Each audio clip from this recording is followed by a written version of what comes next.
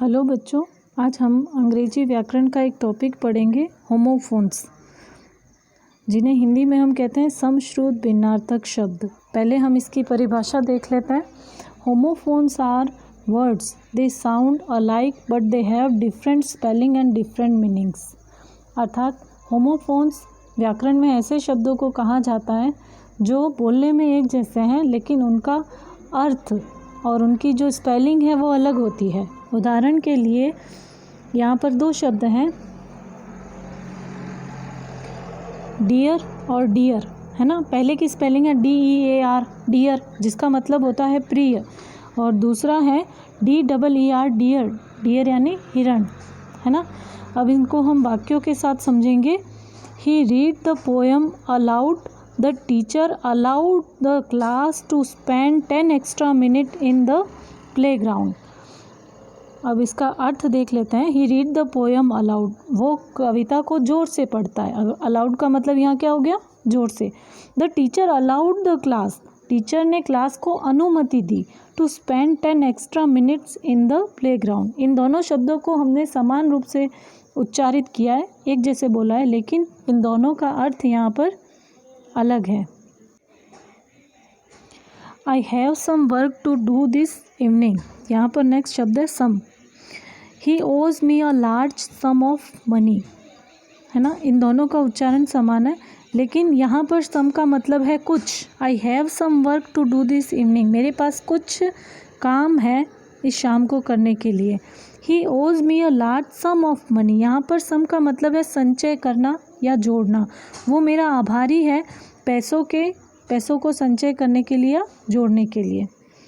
I did not hear him return. Is there a post office near here, यहाँ पर here और here in दोनों शब्दों का उच्चारण मैंने समान किया है, लेकिन इस हियर का तात्पर्य होता है सुनना। HEAR, हियर यानी सुनना। I did not hear him return, मैंने उसे वापस आते हुए नहीं सुना। Is there a post office near here, यहाँ पर आसपास में कोई ऑफिस है, पोस्ट ऑफिस है। यहाँ पर हियर का मतलब है यहाँ पर या इधर। Next, I will meet you at the shop. Meet, I am going to buy some meat at the shop. इन दोनों शब्दों का उच्चारण सेम हो रहा है, meet and meat. MEE meet यानी मिलना और MEAT मीट यानी मांस। I will meet you at the shop, मैं आपको दुकान पर मिलूँगा।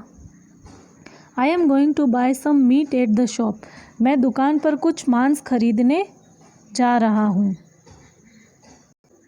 इसी तरह से मैंने यहाँ पर कुछ शब्द और उनके अर्थ उनके सामने लिखे हैं जिनका उच्चारण समान है। आपको इन शब्दों को पढ़ना है, लिखना है और याद करना है। फॉर एग्ज़ाम्पल, मैं इनको एक बार बोल के बता देती हूँ। रोज़, रोज़ का मतलब होता है गुलाब, और रोज़ का मतलब होता है पंक्तियाँ। रोल यानी भूमिका और रोल यानी घूमना। राइट, लिखना, और राइट का मतलब सही। इनके उच्चारण सेम है, देख लो आप, सभी के उच्चारण समान आ रहे, पर स्पेलिंग सबकी अलग है और अर्थ भी सबके अलग है। ब्लू यानी नीला या नीली, और ब्लू यानी बहना।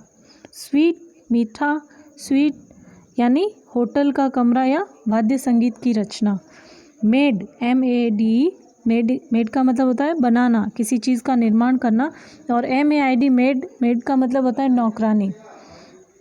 बियर, BARE, बेयर यानी खाली, और BEAR, बियर यानी भालू। पैर यानी जोड़ा, और पेयर यानी नाशपाती। कवार्ड यानी कायर, और कवार्ड यानी दुबक गया, छुप गया। टो का मतलब होता है पाँव का अंगूठा, और TOW, टो यानी घसीटना। वेस्ट, WAIST, वेस्ट यानी कमर, और WAST, वेस्ट यानी क्षति या क्षय। वेदर यानी मौसम। WEATHER, वेदर यानी मौसम। WHETHER, वेदर यानी चाहे कि, इसका यहाँ ये अर्थ होता है। SEEC यानी देखना। SEAC यानी समुद्र। Cell, CELL, cell. SELL sell, sell यानी बेचना, CELL सेल यानी कोशिका, और SELL सेल यानी बेचना। HIRE हायर, हायर यानी किराए पे लेना या किराया। हायर HIGHER हायर यानी उच्च। सीन, सीन का मतलब होता है दृश्य, और सीन, सीन का मतलब देख लिया। प्लेन, प्लेन का मतलब सपाट या समतल, और प्लेन का मतलब होता है जहाज। बोर्ड, बोर्ड का मतलब उबाऊ, और BOARD बोर्ड यानी तख्ता या परिषद। ठीक इसी तरह से बेयर और बेयर, ये रिपीट हो गया है यहाँ पे। BARE बेयर यानी खाली, और BER बियर यानी पालू। फोर, FOR फोर, जिसका प्रयोग हम से प्रीपोजिशन के रूप में करते हैं, और फोर FOUR फोर, फोर का मतलब होता है चार। इसी तरह से अंग्रेजी में बहुत सारे शब्द हैं होमोफोन्स के, होमोफोन्स जिनको हम कहते हैं। तो आपको इन शब्दों को याद करना है और लिखना है, ठीक है।